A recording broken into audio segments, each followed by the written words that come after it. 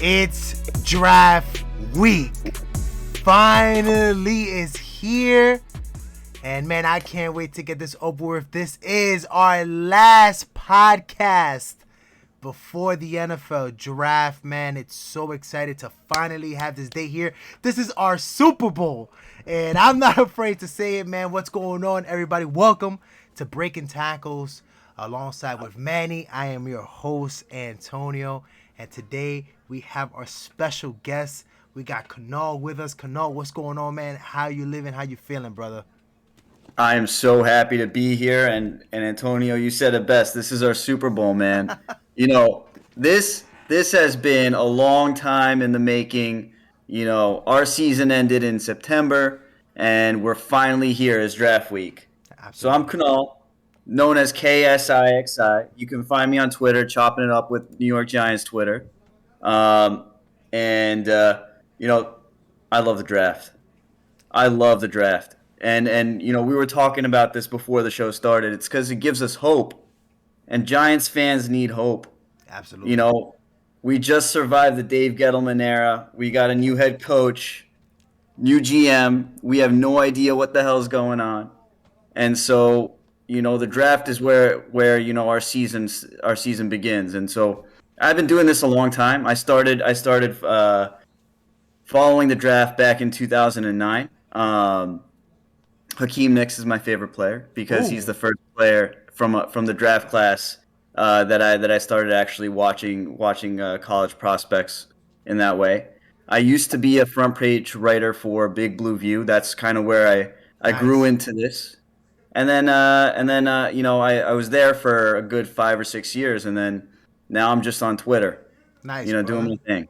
Now So let I'm excited to be here, guys. nice, Thank Kunal. you for having me. I got Oh, you. we're, Now we're, I'm gonna bring Manny in for a second, but I just want to tell you how this process worked out for those who watching this video get to watch and listen to it. Manny brought Kunal to my attention and said, "Hey, we gotta bring this guy onto the podcast. He has a top 150 list, the top 150 list of rankings in the draft. I looked at the list. List looked really good, and then." After I added you and did a little just research, see just what's the word around. I saw a lot of people who have a following, who have a nice base in Twitter, actually really like your work. So I'm excited to gets with and Manny, I'm gonna pass it to you, man. How are you? How's everything going? And what's going on, man? How you feeling this draft week? I'm just like everybody as well. I love the draft. To me, it's a Super Bowl of the offseason for every team, whether you win the Super Bowl or you're out of the playoffs by September or whatever. Every team is excited about the draft. Every team is fan base is hyped for this moment, and I'm a huge college football fan, so being able to watch a lot of college football players as well, it's exciting to be able to watch that whole process. And man, I mean, you said it. Canal has 150 players that he's been able to watch. You and I have gone through a lot of players we watch. Everybody is ready for this draft to start. Mm-hmm. So I'm super excited to be here, and I'm super excited we're starting this show. So, Kunal, before we even get on your process, and I'm so excited to talk about this your perspective of the draft, because it's it's really detailed, especially for for people like us that are on Twitter that are covering the Giants, yes, but like the amount of work that you've put in onto this, it's something that like you should get paid for, to be honest. Like I hope down the line, if you haven't, I hope you will get paid for that. But Right. um let's start off first before we even get into draft talk, guys. The Kadarius Toney story is probably coming finally to an end. Kadarius Toney reported to the Giants facility, according to Talking Giants. They said that he was there since Saturday, and it was confirmed now by beat reporters that he actually indeed was in there, and he was there today. So, guys, any thoughts, final thoughts, or anything you guys want to say on it? And Kunal, we'll start with you, and then we'll go with Manny. I think from the beginning everything was kind of overblown Mm-hmm. to begin with. We know the type of weapon that Tony is, right? Mm-hmm. And this is a team that's short on weapons, short on talent. So, do I think that the Giants were pissed off at Tony? Sure. Okay. You know, new coaching staff. You're not in for voluntary workouts. You don't have a playbook. There's probably some stuff that happened last year that probably rubbed them the wrong way too, and I get that. But that's not a reason to give up on a player. It's not a reason to sell low. Mm-hmm. He was the Mm-hmm. 20th pick in the draft, and he flashed, right? Mm-hmm. You don't sell low on that, and so at worst, this was just something the Giants leaked to scare him a little To bit. get his Try attention. and get him in, and now he's in, Mm-hmm. right? So maybe it worked. That's a good You point. know, That's a good Yeah. point. I think the Giants are in a place where you have to take calls on anybody and everybody, and there's nothing wrong with taking calls. Amen. Doesn't mean you say yes. So that's probably what happened, and you know maybe some people got wind of that, and it turned into this thing, but overblown from the beginning. Amen. Manny, go ahead, brother. Man, it was interesting that quicker than Pat Leonard's retweets got verified, the Talking Giants guys got their shit's verified immediately. And I was actually on their stream because I'm a patron of theirs. So I was on their stream listening to it yesterday, and they had said the same person that mentioned to them Shane is a favorite in the clubhouse for GM was the same person that said this Kadarius Toney's in the building. He's in New York. And yeah, I mean, a part of me was kind of annoyed about it as well too, with everything going on. But I don't think I kind of tend to agree. I don't think the Giants really were like, yeah, we're going to trade him. I think they just were just trying to maybe play that 3D chess. I think of anything else, it was probably some rat giving information to another rat, and then both those rats decided just to go ahead and put it out in the public. Two things: I'm never taking TikTok news breaks No, ever no, seriously, ever. And then second, hey, at the end of the day, some team, some fan base, some people of the fan base thought this, other people of the fan base thought that. All we know is Kadarius Toney is there, verified, confirmed. I'm hoping and praying that we get an interview soon in that press conference because I need that. And I'm excited, and I'm just excited now we can just forget about it Yeah. and think about Thursday. It's a non-story, man. Yeah, I'm gonna agree with. I'm gonna reiterate what pretty much what you two guys said. First is, listen, not even about sports journalism, but journalism in general has gotten real weird in a sense of it's reporting something and then giving kind of your opinion behind it. It's not no longer just report something and throw it out in the air and let people decide for themselves. The fact that Pat Leonard made the breaking news through his TikTok, I was like, what the WTF, And right there, then and there, I was like, it's a non-story to me. This guy has a lot of reason why Odell isn't here. This guy is just trying to be the center of attention once again. And another thing too is that I saw through Twitter, I guess it was what he reported or it was in his article, whatever, that the regime that people in the building knew that he didn't have a that he didn't have good work ethic, that he didn't do all these things, that he was there. But then I had thinking, Dabo at one point said that he was a clean slate, that he was starting brand new. So why is it that they haven't seen him even in the building? So why are they even gonna say, "Hey, this guy's already in trouble with us"? It's impossible for that. Yeah. I mean, just a picture, he doesn't look like he's missed a workout. That vein was popping real dense with that New York Giant tattoo he got as well. And another thing as well. I mean, it's a very dumb thing, and we can leave it at this. You don't get a tattoo on your back of a certain like area or whatever if you don't like unless you're dumb. And I don't think Kadarius Toney's dumb. You don't get into the University of Florida being dumb. I think I don't think it was ever. I think he's just very young and doesn't realize just how important this process of the offseason is. And I think that was. I don't know if it's a wake up call for him. I don't know if this was ever the plan or not. All I know is that I think he. I don't. I think the whole narrative about him not being all in on football, whether is it true or not, this season's really going to tell it. This season will yeah. say it, for He just sure. he just needs to mature a little bit. That's all. He Yeah, just needs that's to fine. grow up a little. But Please he's don't give me as a 22-year-old like the money he got when he was drafted 20 or 21st yeah. overall.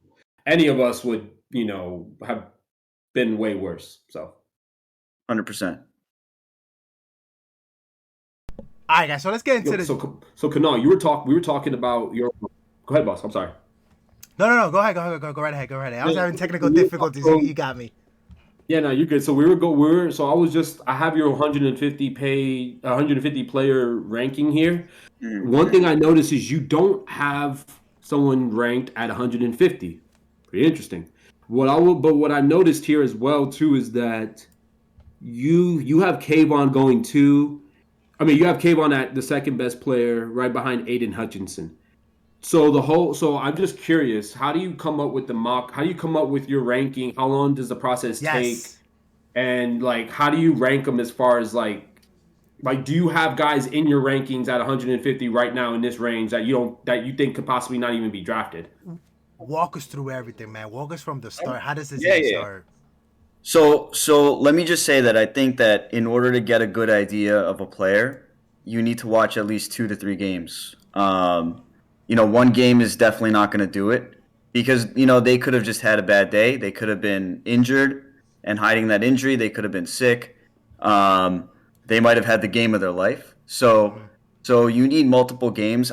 For the at least the top 75 to 80, I was able to get 3 games.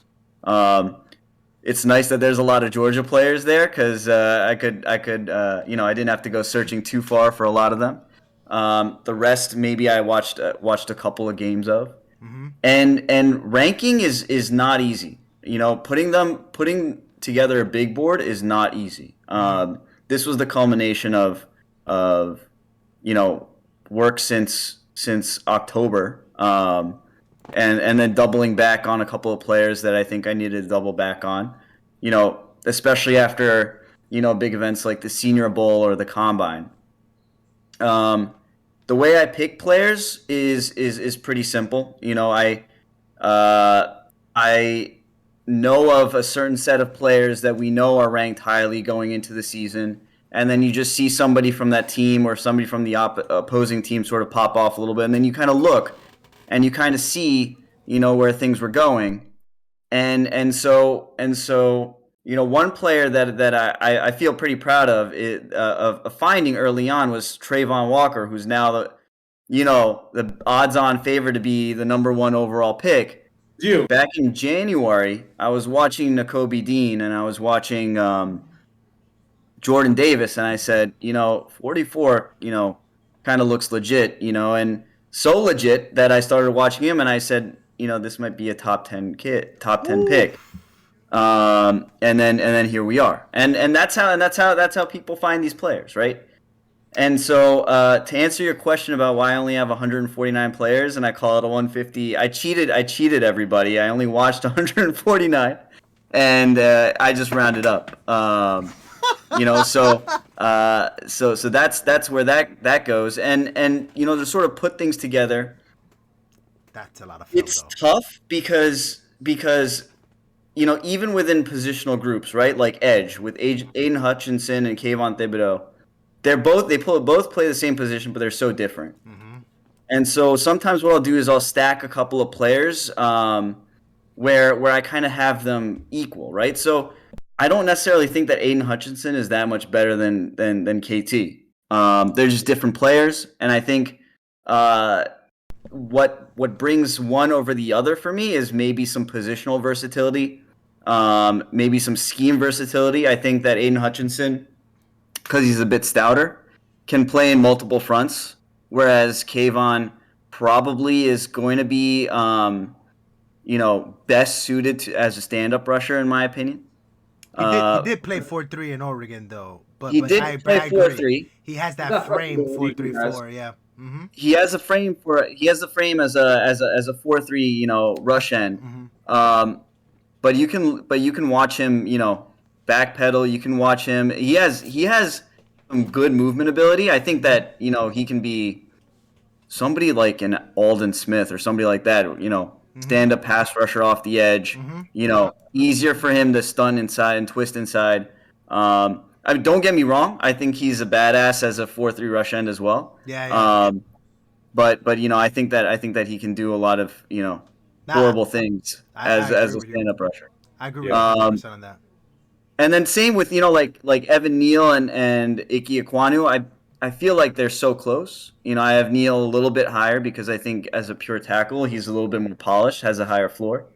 But Ike has such a huge ceiling, right? So you Exactly. just go through and you just start stacking them, and that's what I ended up doing.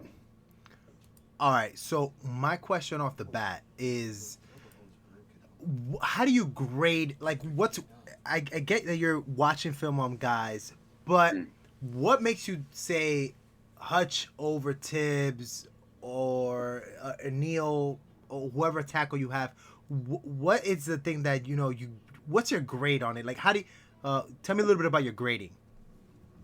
So there's multiple parts, right? So one, you look at athleticism, Mm-hmm. right? And if you can, it's a lot easier to see athleticism um Positional, position, right?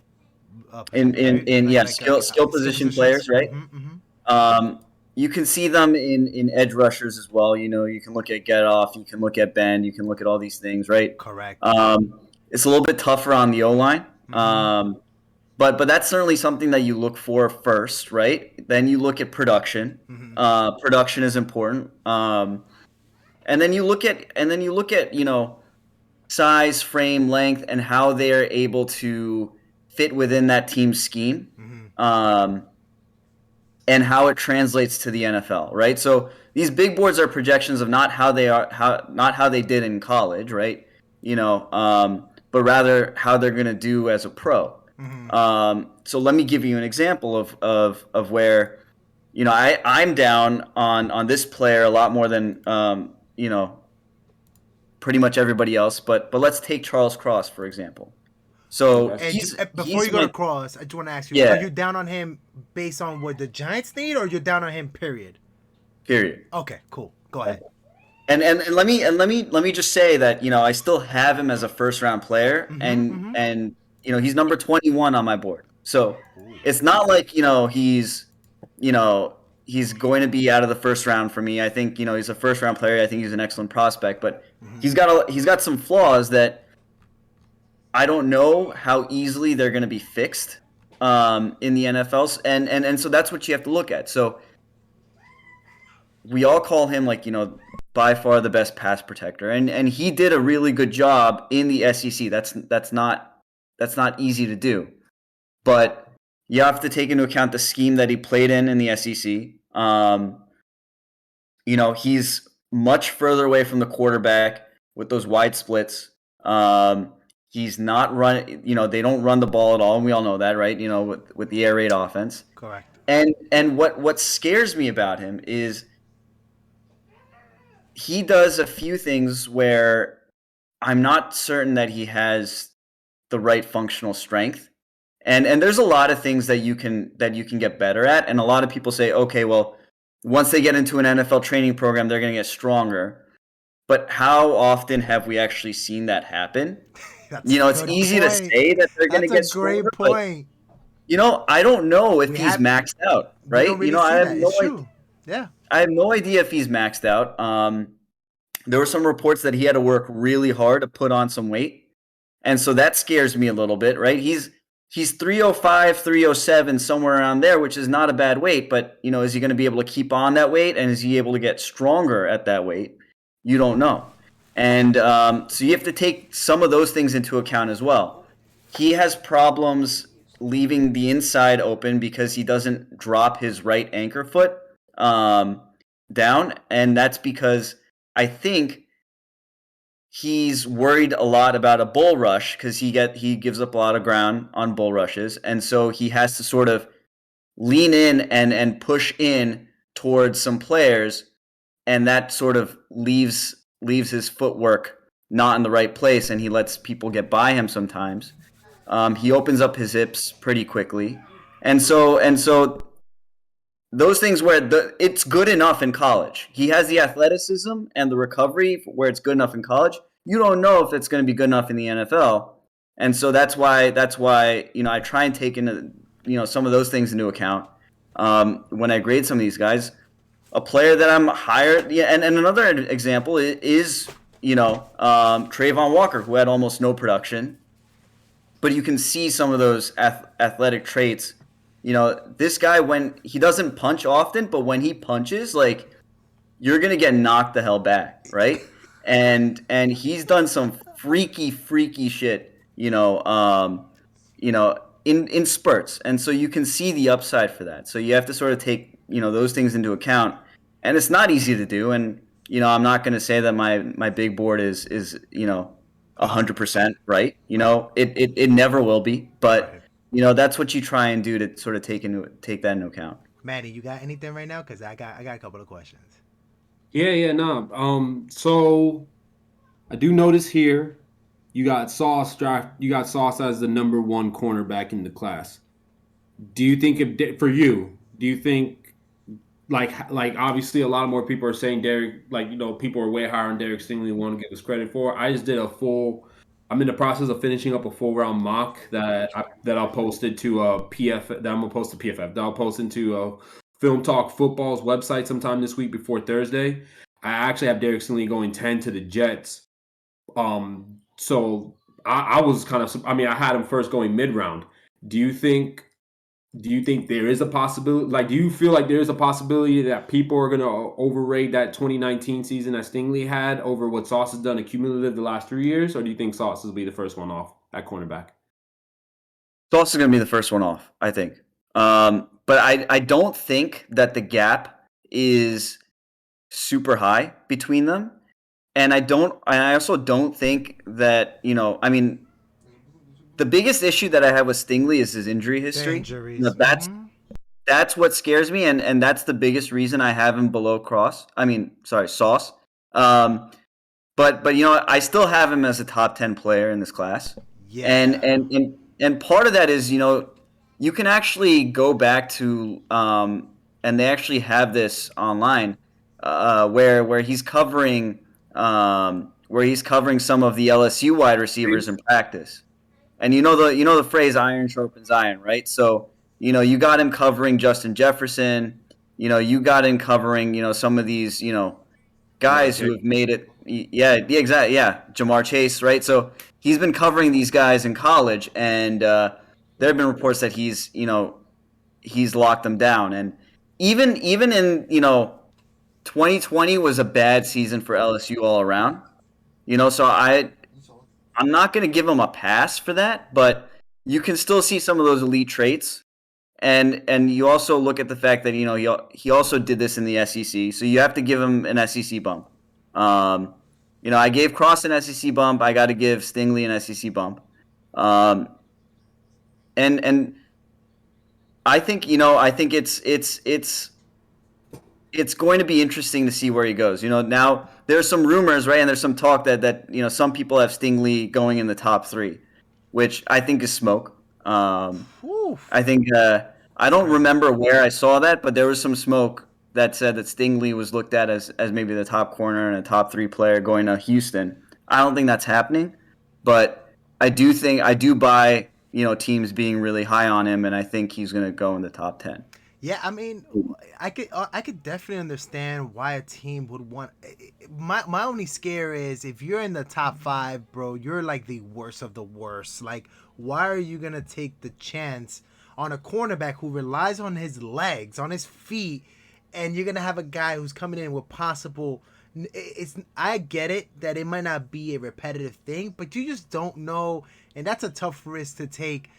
We've missed a lot on corners lately, so it would scare me if we go Stingley. I think if Gardner's not there for the Giants specifically, I wouldn't want them to pick up a corner at all. Maybe at the second round, go ahead and get the kid from Florida. But if he's there, obviously he's probably a first rounder. Yeah. But what I want to go back a little bit to you, and we were talking, and you were talking about Cross. You gave us an amazing detail on Cross, and that just opened my eyes. And I kind of wanted to bring back this because we've had different guests in here, and I've told them what I feel about Neil.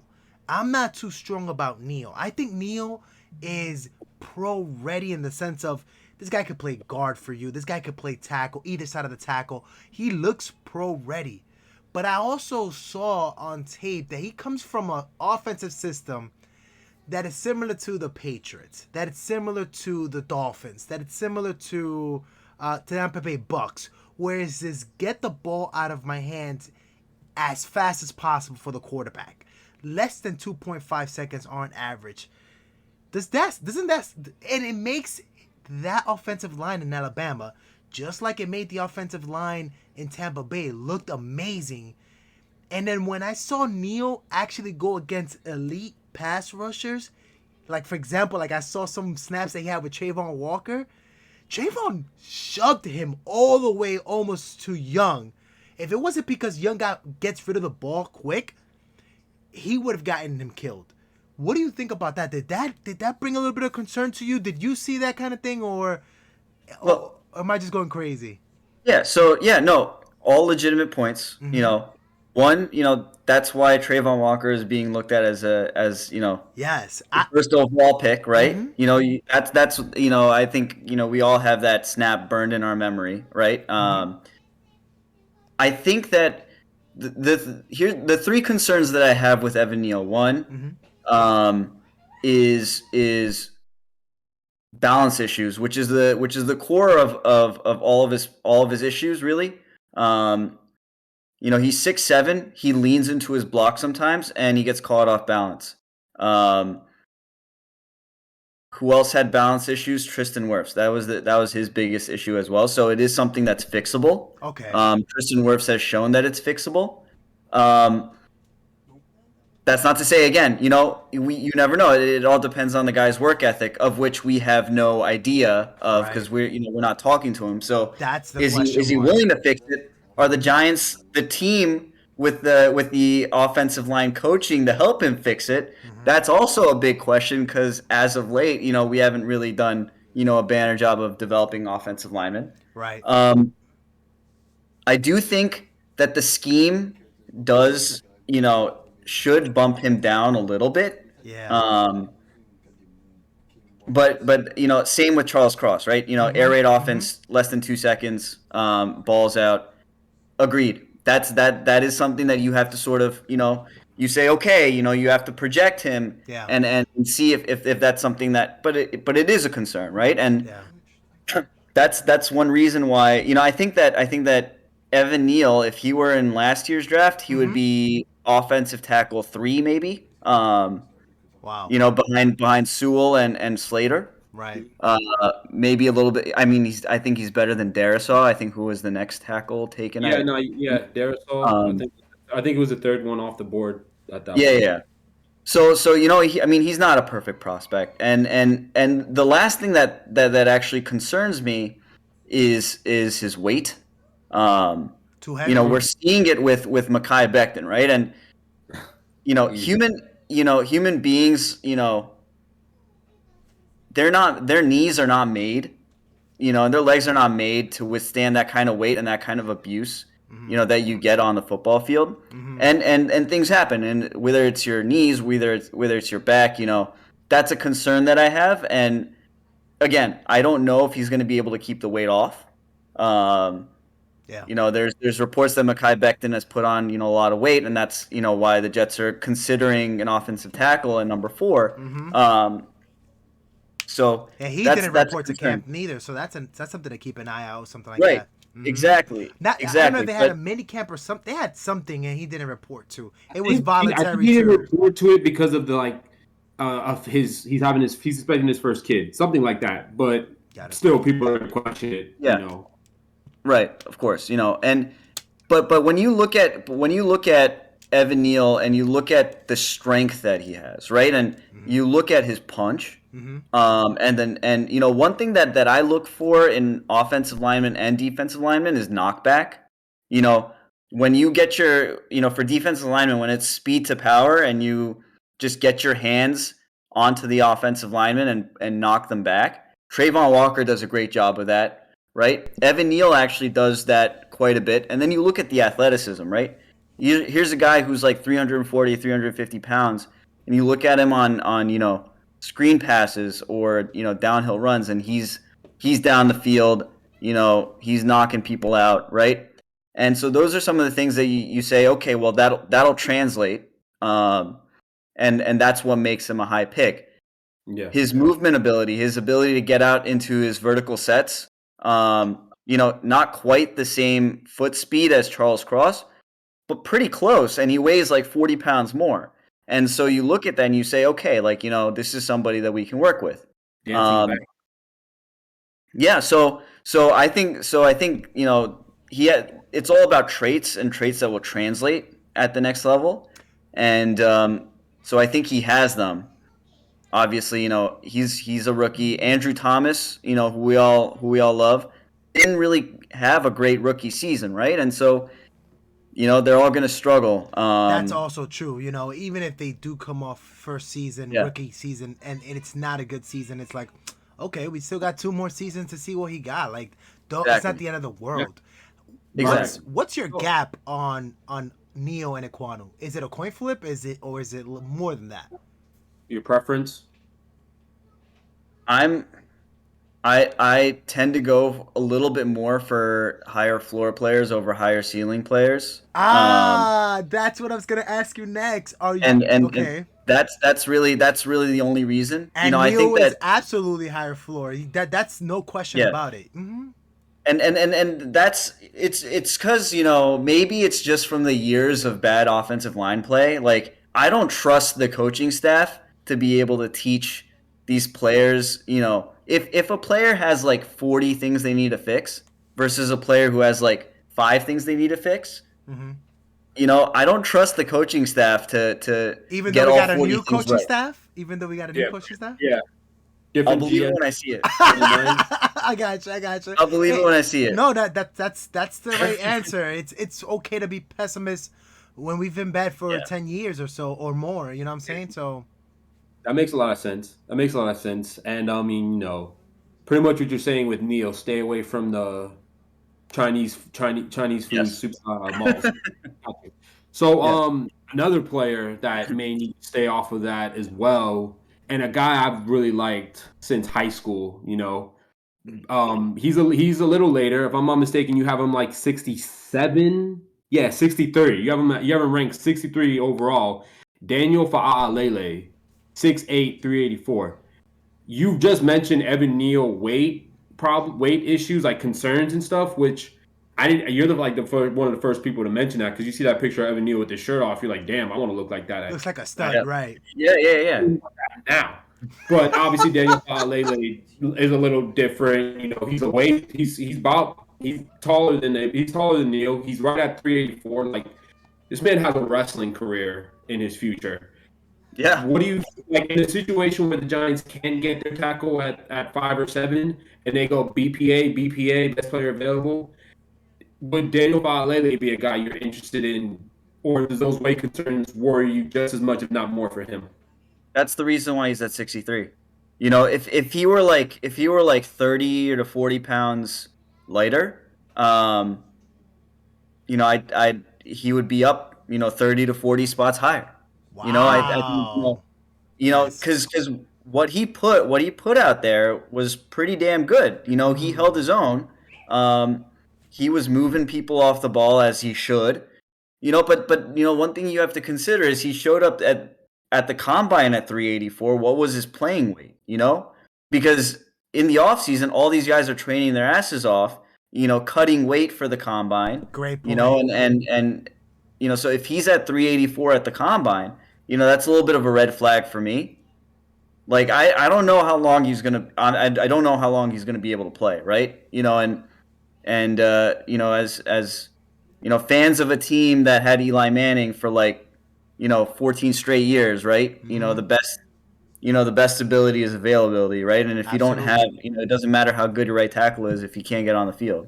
And so that's what it really scares me with him, because I don't think we've seen a guy that that weight in a long time and have them be successful. I feel like Orlando Pace, the tackle from Ohio Yeah. State that was drafted.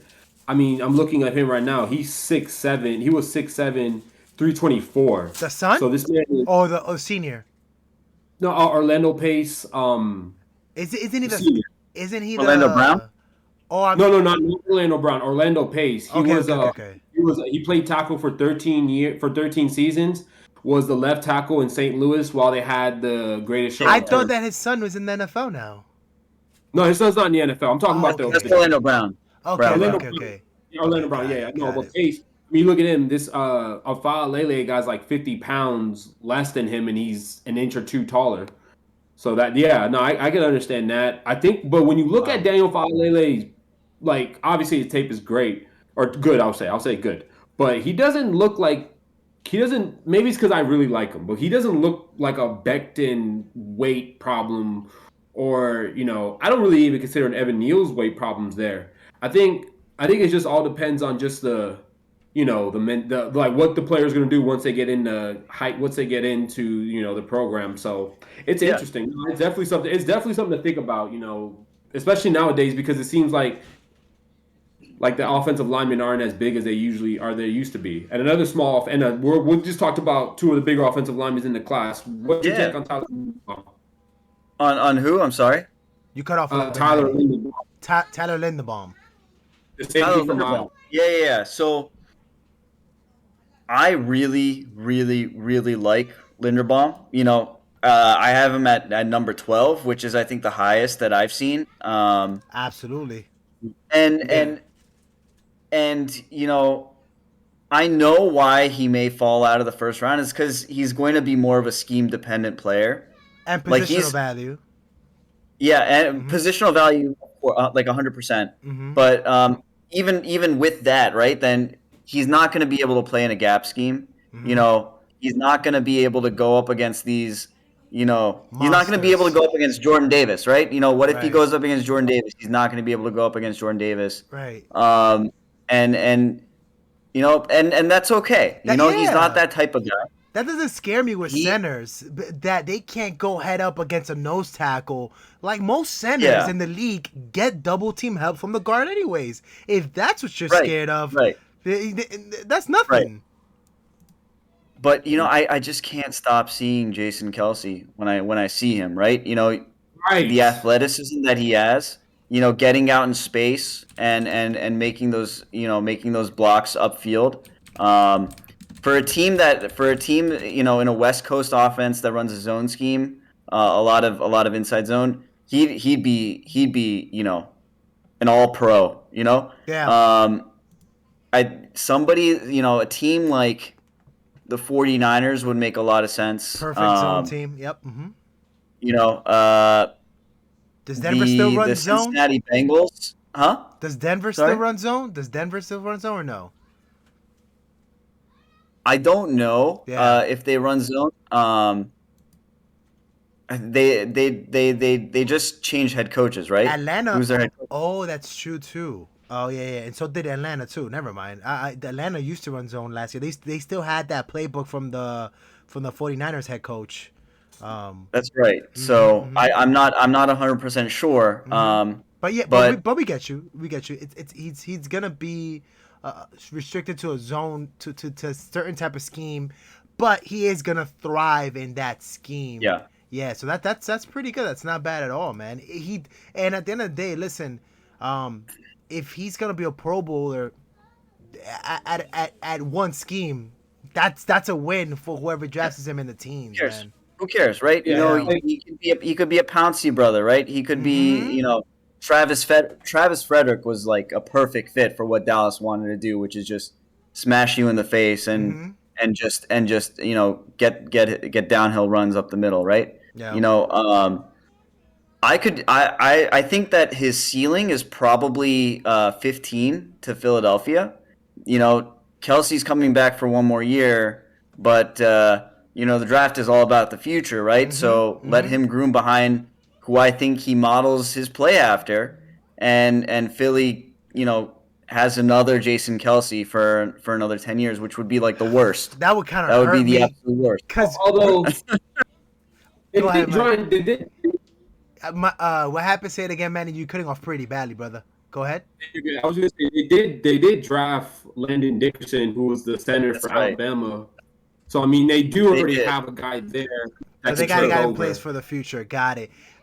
That's a good Plus, point. we got the Eagles' smartest person in the front office now. You So you know what I would hate That's though. also You know what I that's would also hate though? true. Yeah, sure. Well, you know what I would hate though? If like the Eagles do get Linderbaum, and then you'll have the pessimist Giants Twitter be like, "That's the guy we always wanted." That's when like Giants Twitter has like completely already moved past Tyler Linderbaum. You will get these guys like I never got past them. It's like, all right, guy, you go draft him, then genius. Like, come on. I want to quick, go quick pivot. I want to pivot out of lineman talk, and I want to go into the hot topic. And this is who I want as at 5. I want Malik Willis, man. Tell me about Malik Willis. What you saw, regardless of the fact if the Giants would pick him or not. Just tell me, give me a breakdown of Willis, what you like and what you didn't like. So, what I like from Malik Willis, arm strength. He has plus arm strength. Yes. His biggest asset and what I think will make him ultimately QB1 in this class is his ability to improvise. In the pocket, able to elude rushers. The best quarterbacks.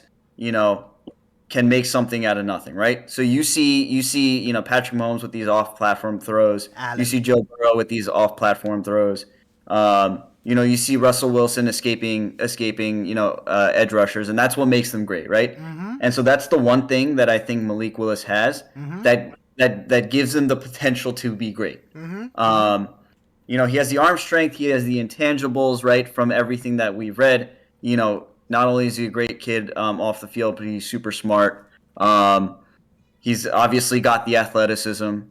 So in this age of dual threat QBs, he's definitely somebody there. What I don't like about him is some of his decision making, and his accuracy, right? And so that's gonna drop him, quite a bit. I see we got Mace on. That's nice. He's about to come in, yeah. Yeah. So those are the two big things, and those are the biggest things that we have, right?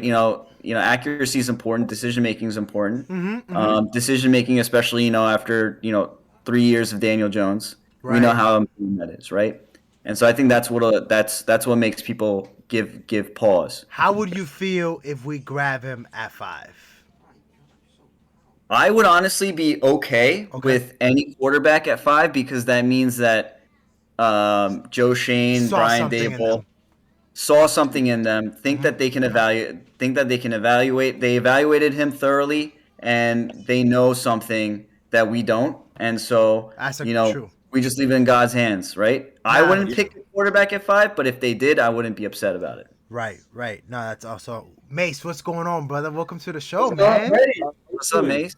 How is Mace? Real quick, we're gonna start with you, man. Just tell me, this is draft week, bro. Like, are you burnt out, or are you excited? Like, where are you right now when it comes to draft? I'm just ready to get this draft going and see who we pick. You know what I mean? Hopefully, this franchise can get 2, blue chippers, 2 pivotal players, and just turn this boat, bro. That's kind of where I'm at. I'm done with who I want, evaluations, all that. Like, let's just get to it at this point. Likewise, brother. Likewise. Just to give you a heads up, we are talking about draft, though. So there's gonna be a 20 more minutes about drafting. So it is what it is. I'm down to talk. You know what I'm saying? Y'all, I'm down to talk. I hear you. But bro. the argument, the Twitter debate, that's the why back and forth. That's why I said I'm off Twitter till Thursday. Like I'm done. Like I'm gonna post this on Twitter, and I'm done on Twitter because it's getting real hostile right now on Twitter, guys. Like we're all on Twitter.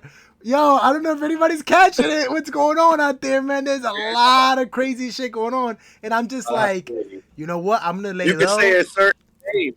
Hey, I'm not. And Yeah. Oh. one Listen, other. if we want to go crazy, we'll do that. But I'm not. I prefer peace. I prefer peace.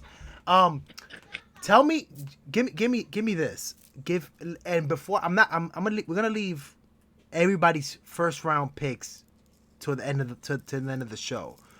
But what I do want to know is give me guys on your 150 that, because we have Linderbaum who's relatively high, than almost at anywhere else. Not that much higher, but higher. Give me a guy on your list that's like you don't see him in anybody's list. That's up there. That's like you gave it a really good grade. All right, so I'll give you two. Mm-hmm. One is Pittsburgh defensive back Damari Mathis. Um, he blew up his pro day, Mm-hmm. like completely blew up his pro day. Ran 4.3, 4.4. Jumped like 37 inches. Like checked every box in terms of athletic skill, and I actually didn't watch him, and I wasn't planning on watching him I until got he him. had his pro day. I gotta write him down now because I want to see him a little bit. Yeah. So I didn't watch him until that. So then I went back and I was like, damn, this guy's good. Um, he's I don't know if he's going to be a perfect fit for us because he's better he's more of a zone fit, and Wink likes his cover one, press man all the way. Um, but he's somebody I see a little bit of Janoris Jenkins in him. He's able to track the ball. He's able to locate the ball. I think he's going to be a good player. I have him as like I have a day 2 grade on him. Yeah. I don't think I've seen anybody else, You got him at 57 right now. I'm looking at it right here. Yeah, So he's in yeah. that second round. He's Man, in this that dude, he's in that second round. I don't think I've seen anybody give him that big of a grade. Where do you see mock drafts having him or power rankings? Where do you see him power rankings going?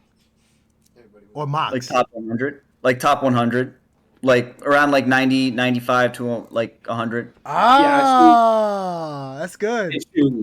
I mean, look. I mean, I know this doesn't always translate, but he does run a 4.39 40.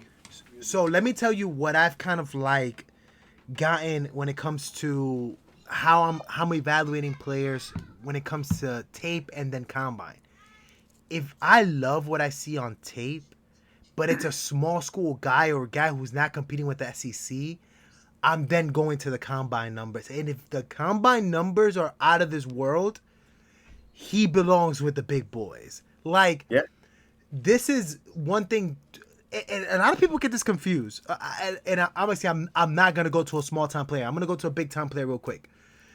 Ahmad Garner, he didn't get lined up with a lot of the elite wide receivers for whatever reason. A lot of people said that he was playing man coverage. That's not true. Cincinnati is a heavy zone team. What happens is that Gardner plays his deep 1/3 like if he's playing man. He is pressed on the person, and he is just playing that deep 1/3 super man kind of ish. So I guess you could tell that his skills translate to man coverage in the NFL. But he Zone did coverage with like hand principles. right, exactly.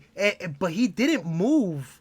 He pretty much, if whatever wide receiver moved away from him, he was stuck with whatever was on his side. If it was a tight end, if it was wide receiver, so be it. So you didn't see him with elite competition, but you did see him doing elite things. Then what I do is I go on that combine and I see his numbers and I'm like, dude, this guy could play in the NFL and he could be elite in the NFL. So And that's what I want to see on that one. and when you saw him play up against that elite talent, Alabama, Notre Dame, he shut him down. Yeah. So Yeah. And you know who benefited from Ahmad Gardner is Kobe Bryant, who won the Jim Thorpe. How do you because of feel all about those him? picks. I think he's okay. Mm-hmm. I had trouble evaluating him a little bit because, how much of his success was based off the fact that, he has sauce on the other side, and so, and not only that, but the Cincinnati defense is kind of like not even a poor man's version, but a slightly lesser version of the Georgia defense. There's a lot of good players on that Cincinnati defense. Brian Cook, really good safety. from Cincinnati. Darian Beavers, really good middle linebacker. Majai Sanders, who people are down on because he had a terrible combine, but he also lost like 30 pounds because he had a stomach bug.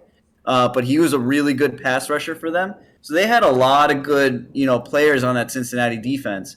And so sometimes it makes it, and that's true for Georgia too. It makes it tough you know, to Evaluate really him. understand, how these players are. But with Bryant, I didn't think he played as fast as some of these other guys, and I think he just was in the right place at the right time, which is, that's definitely a good trait.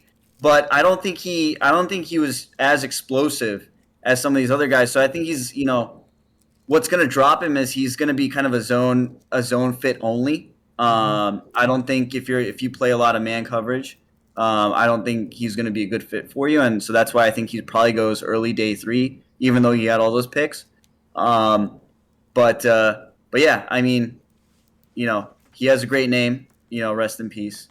Yeah, absolutely. Rest in peace to Well, the one Mr. thing I'll Bryant. say with Kobe, the one thing I'll say with Kobe Bryant is that a lot of the name says it, breaking tackles. We like breaking the film, but I like breaking everything. I like watching all the interviews, all the press conferences, anything. And he did mention in a press conference, him and Sauce both mentioned that when Sauce came in, he leaned a lot on Kobe, and Kobe was like Yeah. that mentor for him. So that is something interesting. But I wanted to ask Mace real quick. Mace, obviously we have a hole at tight end. For you, who's your tight end one? Because if we go off of if I'm not mistaken, you got Trey McBride. Do you have Trey McBride Yeah. as the TN one? Is that who your preference is, Mace, or you're a dude that's like, man, we can get a legit tight end in the 3rd or 4th round later? And Mace, to add on to that, if you have any guys that people are low on but you're pretty high on, throw that name in too, and explain to me why. So yeah, I'm pretty much with the consensus with McBride. With these tight ends, they all look good. You know, what I mean, Jelani Woods, the dude from Ohio State, Wisconsin, like whoever. You know what I mean? I just want to address the position probably 3rd or 4th round. I think just taking up the scraps of whoever's there, the best player available. I think that's just the best place for value in returning. I don't really have a. I like the dude from Ohio State. I Jeremy don't think Rucker. Rucker. Yeah, I don't think he's rated too high by many. I like him at 81. Like I think that's a if he's there at our 3rd, 4th pick, I think he's well rounded. I think you know what I mean. He wasn't used in the pass game a lot, and I think he's a big body, good blocker. So I would like to see him, but I like all the tight ends, bro. Probably like the consensus 1 through 5.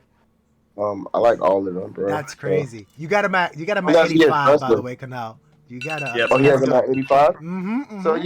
yeah, that's but, That would be I a wouldn't good be mad. pick. That would be a good pick. I wouldn't that'd be be mad. Yeah, nah. I remember Kirk Herbstreit had said when he sees Jeremy Ruckert on the tape, he sees Mark Andrews, which I was like, Mark Andrews? Like that what I guess a big part of it is that Ohio State scheme didn't really involve the tight ends because they had like legit wide receiver after legit wide receiver, good Yeah. options, running backs when it Yeah, comes to that's what kind of what I read. So that's what I was just like, there might be some untapped, talent and potential there. And maybe it's better that he wasn't used as much. It's kind of like the running back that has the one good season in college. That's better for them probably because they don't got that much tread. What's your take, Kanal, on record? Because I lot like there's a I've seen. I mean, every time I bring him up, it's always like the immediate, especially in the Twitter spaces. Oh no. So no, I mean you're right. He's raw. He's raw. Antonio's cracking up. He's raw, right? They didn't really use him in the passing game.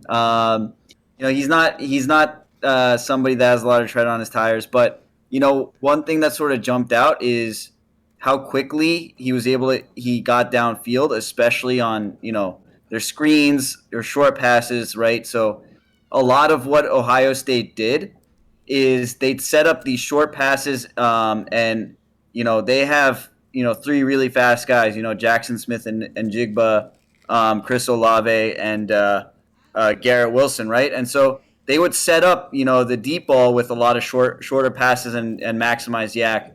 And you'd see whenever Rucker was out there, you'd see him down the field fast and get those blocks set up. And he wasn't, he's not going to be great. He wasn't great at it, but he's not Evan Ingram. So you see again, it's all flashes, right? You see that athleticism. You see him be able to lock on to some of these guys, and then when he did get opportunities to catch the ball, he caught the ball. He didn't have a lot of yards after catch, I don't think, but what you want from a tight end is somebody that's reliable, right? We haven't had that in a while, right? Right. You want somebody that's reliable that can get down the field. And when you look at what we want to do with Kadarius and Saquon, you want to get them out in space and you want to create yak. And so I think he'd be a good fit from that standpoint as somebody who's down the field as a blocker, can give you something in the pass game. But that definitely has to be developed, right? He's one of the more raw players out there. Trey McBride is much more of a pure pass catcher that I think is ready to go out of the box, can be a matchup weapon for you. You can keep him in line, detach him out, and play him in the slot a little bit. You can even send him out wide, and he'd be a good matchup problem for you. But Ruckert is definitely somebody, especially in that third round or fourth round, either at 81 or 112. That's kind of the sweet spot for some of these tight ends. So I agree with Mace. I think that's where we should, maybe think about targeting one of these guys. I want to touch base because you got my boy here, and everybody's not my boy. I haven't watched almost any film or no film at him at all, but everybody is hype on this guy, Leo Chenal. What's going on with him? What did you see on tape? Is he? Should we get him at 2? Should we get him at? 2 is the only chance they're probably going to be able to get him. Would that be a good pick for the Giants right there at 2? And just so, and if you don't know Kunal, Antonio loves linebackers. Loves them heavy. Yeah, absolutely. He must have been real sad for the last few years, bro. Depressed, to be honest. Yeah, Depressed. man. So Leo Chenal, so he's a really good player, right? Mm-hmm. I probably have him lower than a lot of the draft people on a lot of draft Twitter. Okay. And I think he's got athleticism for days, right? I mean, the combine that he had, right? The numbers that he put up at his size are insane, are completely insane. He's what was his 40? Like in the 4.5s, like mid low. Yeah, it was like low 4.5, something like that. And what is he? He's like huge, like 6'5", 6'6"? He's like 6'3", 250. Okay. 255. Okay. Pulling it off. He had like almost like a 40-inch vertical. He had like his explosion numbers were off the charts, right? His 3-cone, his change of direction, off the charts. So that's exciting. He is like he's like a much more athletic Blake Martinez, downhill, slice through those gaps, shed blockers, insane blitzer, insane against the run. Like that. I don't know how he does, with his back pedal. He's pretty adequate in zone coverage, but he just wasn't asked to do a lot of man-to-man coverage. Right. And so, I mean, his athleticism says he can do it. But you have Quay Walker over him, higher graded than him. Yeah. So what about Quay Walker?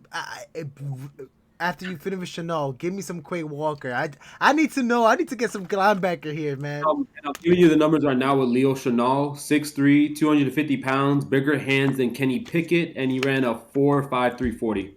Yeah. And he had a pretty high athletic game. Like, I think like a top, athletic score. I think over a 9. Yeah. His RAS was like top 10. Yeah. Of all time? Yeah, Holy. yeah. His, I'm telling you, like his vertical and his broad, like his explosion numbers were pretty crazy.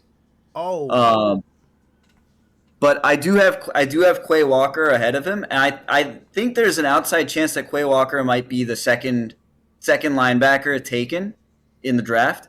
I think Devin Lloyd far and away is the top linebacker in the draft. I don't think that's a question for me. Mm-hmm. But Quay Walker, some teams might like the fit that Quay Walker brings over N'Kobe Dean, Mm-hmm. who is his teammate, right? And who's the one who's gotten a lot of hype. He's like 6'3", 6'4", 250,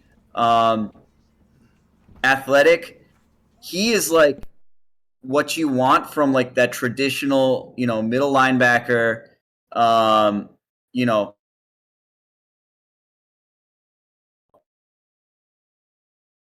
Oh, we lost him. Damn. I'm gonna try to see if we can get him right back in. Um, yo, but guy. Wait, Oh, there he goes. He's in right now. oh, oh, bet. Here we go. all I mean, right. Can you guys see me? I think I lost you for a second. Yep. We got you right back though. It's all good. All right. Okay. So yeah. So sorry about that. No good. So yeah, he's like your throwback middle linebacker. He is such a good blitzer, and here's a stat about Quay Walker. Mm-hmm. His missed tackle percentage was like 3%, So which is he's also Blake Martinez on drugs too. yeah, which is incredible, right? So most linebackers, Devin Lloyd and N'Kobe Dean had about an 11 to 12% missed tackle rate. Um, so and that's like average. You have linebackers in this league that 13, 15, 20, 25% missed tackles. 3% is like kind of crazy. And so, he's got so much power that he basically just, you see him like tossing these guards, tossing, these offensive linemen aside, filling gaps. He's somebody that I would be so excited if we took him at 36. I think he's a perfect fit for us. What about his pass coverage? Pass coverage, still untested. And the reason for that is because they had N'Kobe Dean and Channing Tindall, who are both athletic freaks and both really good in pass coverage. So they didn't need Walker to do that much. Crazy. But again, when he's out in zone coverage, he does it. Yeah. Kind of like Leo Chenal, same thing, right? So they're very similar prospects. Chenal is a little bit more Physically bit gifted? more athletic, Okay. but just watch Quay Walker going downhill. It's fun if you like linebackers, man. It's fun to watch. My biggest thing with linebackers is, man, like I love what Martinez brings. Martinez is an elite run stopping linebacker. Obviously, he's coming off of a really significant injury, so we don't know what the hell we're getting from Martinez. We absolutely need to pick up somebody in the draft. People just don't understand the whole, like, me from a GM's perspective, I'm looking at people as chess pieces, and our starting middle linebacker, he has a really crazy injury. Our backup sucks, which is a starter in this defense, right? Because we have two middle linebackers on the field at the same time. That is one of the most gaping holes that we have on in the Giants. Like, I absolutely want a second round pick on the middle linebacker position. And the thing about Martinez is, even if we get Martinez and he comes back 90% of what he was, I still think he'll be an effective guy on the run, because with Martinez, his game is instinct more than anything. But at the end of the day, it's just we have no ability to play zone pass coverage. The hook to curl is non-existent with the Giants when it comes to middle linebackers, And he could be a cap casualty after next year. And he probably is gone after this season coming up. Yeah, very true. We need two spots. I think we need two linebackers. Which we don't need to address it all in one draft. Right. I'm okay with that, but bring one in and bring a good one at least. I agree. Mace, I know you know that I'm obsessed with middle linebackers, but do you feel like you don't do? What do you think about taking a linebacker in the second round? Do you think that we could keep going on? We don't need to do that at the second round? Yeah, I don't think so. Mm-hmm. Maybe if Leo's there, I just feel like it's a good group of guys. It's a You know it's what I a, it's a, mean? it's a def. It's a lot of def in linebacker. Yeah, and Okay. I think 60. What is it? 62, 63 we have. Whatever it is, that first third round 67. pick. Yeah. 7, I and think then like that's I think that's a good spot. You know what I mean? You got the dude from Alabama, Penn State, uh, Quay Walker. I don't know where Quay Walker's gonna go. I think the position is about 5-6 deep. So I'm that second round. I'm kind of looking for more of guys who should have went in the first but Yes. didn't. You know what I I mean? You're respect seeing. that. I respect that. Guys that fell from the first round. right. I feel like That's 100% those true. first 5 picks in the second, those first like 5 to 6 pick. That's just a money area, bro. If you look at the draft history, oh yeah, it's because it's usually those guys. You know what I mean? It's usually those guys who should have went. It's Oh, your T Higgins, your Xavier McKinney's, he just and changed my mind. It's true. Fuck the you, linebacker. I just nah, want I I don't want think best available at 2. Whoever fell from the first round. that Mm-hmm. that's literally who I want. I don't even have a position at ahead. I want the best available player. You know what I mean? So it could be Leo, it could be Lindenbaum, it could be Mm-hmm. Traylon Burks. These are just guys I'm hoping for. It could be Dude, I was not even whoever, thinking man. like that. Whoever slips and I like them, just take that and then start going back to need. I'm down with it. Hell yeah, dude. There's a chance that we could grab these guys like Chris Olave, um, Pickens, possibly even Somebody, you Karlaftis. know what I Like mean? somebody's gonna fall, Everybody man. everybody can't go. We got all these like, oh, he's going first. He's going first. He's going like somebody has to slip Dude, out. look at like there's always a GM that's gonna overdraft somebody that nobody had as a top 32 guy. It Yeah, happens every year. The draft. It's true. I thought for the longest time Devin Lloyd may be a dude there at the top of the second, but I don't see him getting past the Patriots. I think No. I think I Quay think Walker's one of those Patriots guys, like drafting you said, him. like You know? that Yeah. might could go in the first, and people Yeah. are like, and he's just he has the traits and stuff like that. So Quay Walker, Yeah. he's 36 on Kunal's list, so that's definitely a first round type of guy, just off the top first round. I get it. That makes perfect sense. The Yeah, beautiful man. thing about being the Giants is that there's no such thing as picking for need because everything's a need. So you just pick the best. You just pick the best player, right? saying it in the back of my head, I'm Yo, like, Yeah. it's so much. Can you even go wrong? No, you can't. You can justify pretty much anything. Yeah. so let me ask you this because I just heard this right now from the Shakedown crew. Shout out to them. They want 3 starters. They said 4 to 5 starters out of this draft. I think that's almost I think I impossible to sparked that get. little.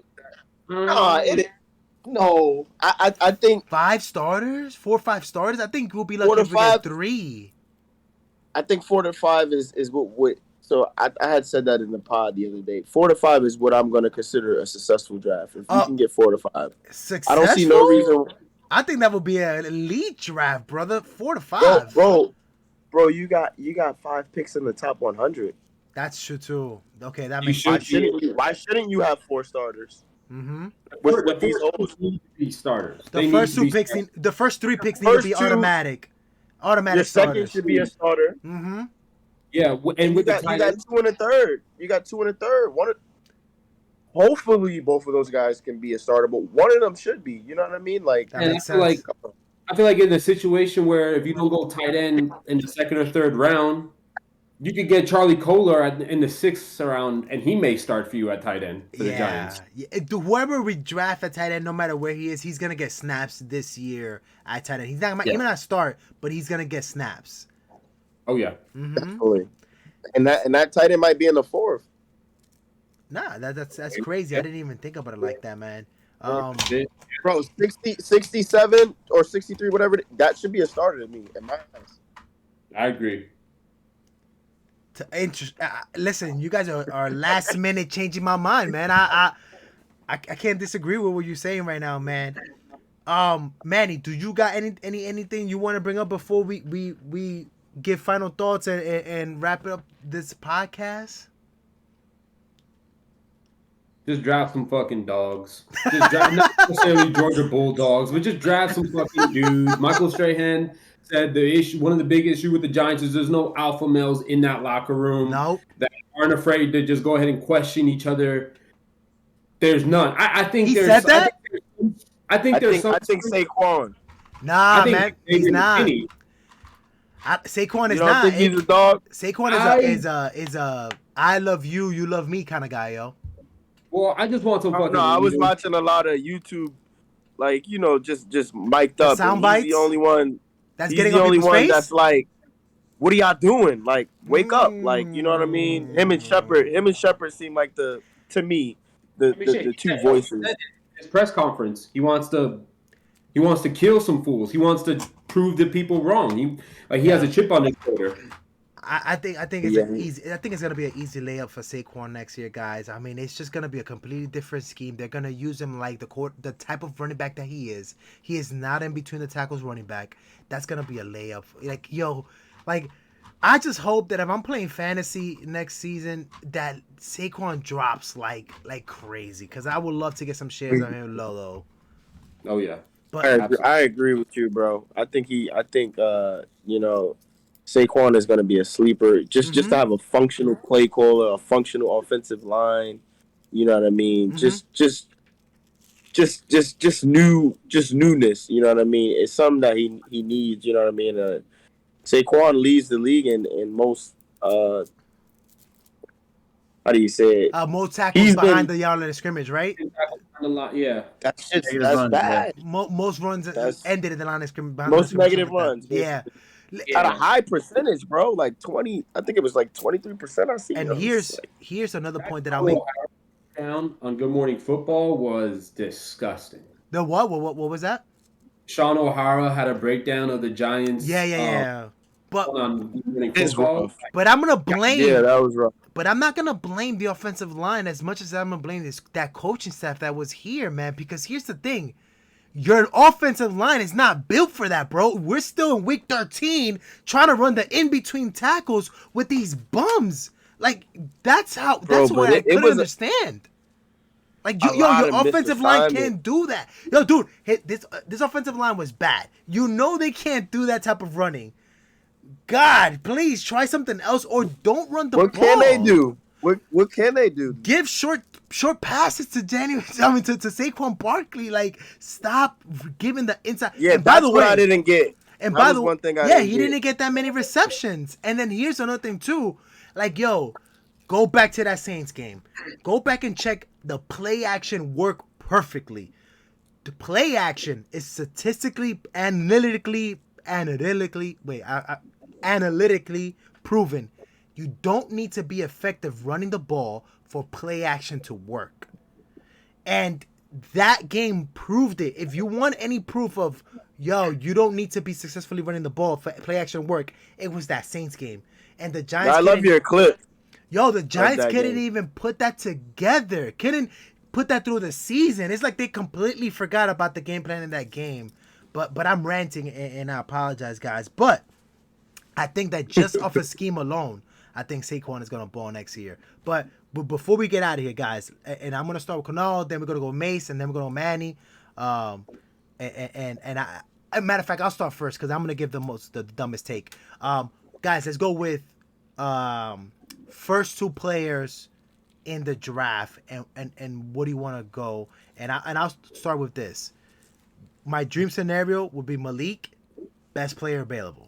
That's what I want to do, and then best player available again in the second round because Mace said that. So I'll end it at that. I'll go with you. Kunal, go ahead and give me your give me first three picks. Why not? All right. So let me first say that the ideal scenario is a trade down for me. Get an offensive tackle with one of your top two picks and then trade down. I don't think we'll be able to trade down because I think everybody wants to trade down, but what I think is going to happen is we're going to go Ike Ekwonu at 5. I I think that you hear all of this about Cross, you hear all this about Neal, but you're not hearing anything about Icky, and maybe that should tell you something, right? There's a lot of smoke coming out in April, and you have this top tackle that nobody's talking about and connecting with the Giants. So Vegas has him as the first tackle taken. I don't think he wasn't even going to be at 5 though. it's possible. You never know. It's possible. It's possible. If he's there, I think we take him. At 7, I'd go with Sauce Gardner. I think if Sauce makes it past Houston, if he makes it past the Jets, I think Houston takes an offensive tackle, or the Jets take an offensive tackle, and the other one takes an edge rusher. I think Sauce makes it to 7 because we know Carolina is going to take an offensive tackle or quarterback. And then if you wanted my pick at 36, so we go offensive tackle, corner. I'm going with Arnold Ebiketie, pass rusher from Penn State. He plays in a power conference, has production, has athleticism, has length. He checks off every single box that the Giants will look for. And he'd be a good pick. I think he'd be a good pick. And was his combine off the chart? His pro day was off the chart because he probably wasn't in the combine, right? No, his combine was pretty good. I don't remember off the top of my head what his numbers were, but they were good. Okay. They were good. I like that. It would satisfy a lot of Giants fans because you're addressing tackle, corner, and edge. Nobody will complain about that. Mace, give me your first 3. Bro, look, if we can get my man Icky or Neal at 5, that's a win. Cave on Thibodeau at 7, or so, and then give me a guy like, I'm just praying, bro. Louis Sean or Treylon Burks, bro. I'm done with the draft. Or Kenyon Green. Somebody Mace, who's me just too. I'm elated, bro. Absolutely. You know what I mean?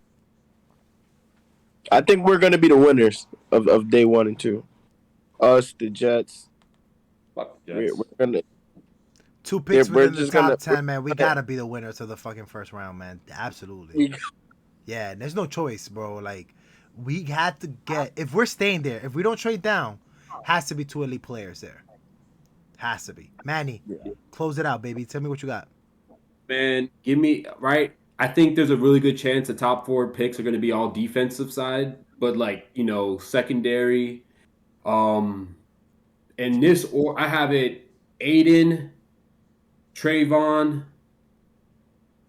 and then I do have Sauce, and then I do have Jermaine Johnson actually going top 4. I like it, brother. I have Jermaine Johnson going to the Jets. Listen, Honestly, Yo, today I feel like Yeah. Jermaine Johnson in my mind passed Tibbs though. To be honest, I'm not gonna lie. So I like that. great.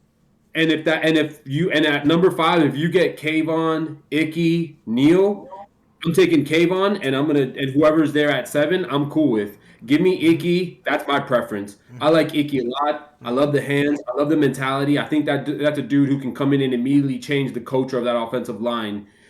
And then at 36, perfect case scenario, give me Kenyon Green. I love the versatility he has going left side, right side, tackle, guard. And I love, and granted, okay, yeah, his combine wasn't great. Well, he's a fucking guard, so he's not even supposed to be athletic.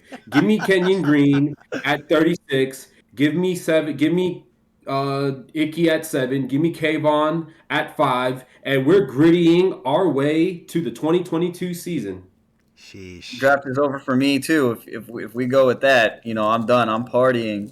I'm gonna miss all of Saturday if we get that. Yep. Yo, guys, it's been fun, man. I thought we was gonna go like about 30 minutes. We went way over an hour.